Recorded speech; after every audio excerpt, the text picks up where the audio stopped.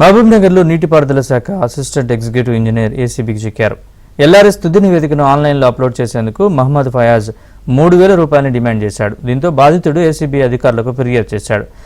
బాధితుడు assistant executive engineer లంచం ఇస్తుండగా ACB అధికారులు రెడ్ హ్యాండెడ్గా పట్టుకున్నారు.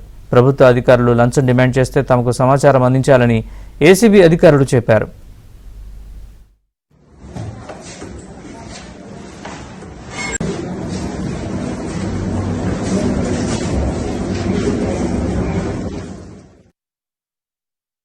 మాకు వచ్చినటువంటి కంప్లైంట్ పైన ఫిర్యాదు పైన కేసు రిజిస్టర్ చేసి కేసులో భాగంగా బూత్పూర్ ఎంఆర్ఓ ఆఫీస్లో ఏఆర్ఐ గారు బాలసుబ్రహ్మణ్యం గారు కళ్యాణలక్ష్మి చెక్ ప్రాసెస్ చేయడానికి డాక్యుమెంట్స్ వెరిఫై చేయడానికి కంప్లైంట్ను డబ్బులు డిమాండ్ చేయడం జరిగింది.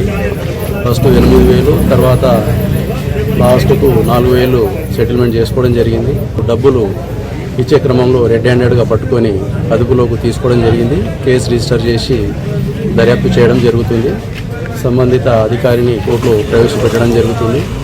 ఎవరైనా ప్రజల నుంచి అధికారులు పనిచేయడానికి డబ్బులు డిమాండ్ చేసినట్లయితే వాళ్ళు ఏసీబీ టోల్ ఫ్రీ నంబర్ 1064 మా నంబర్కి కానీ వాట్సాప్ నంబర్కి కానీ సోషల్ మీడియాలో ప్లాట్ఫామ్స్ ఫేస్బుక్, ట్విట్టర్ వాటికి కంప్లైంట్ చేస్తే సంబంధిత ఫిర్యాదుదారుల యొక్క డీటెయిల్స్ సీక్రెట్గా ఉంచి సంబంధిత అధికారులపై నిఘా ఉంచి విచారణ చేయడం జరుగుతుంది.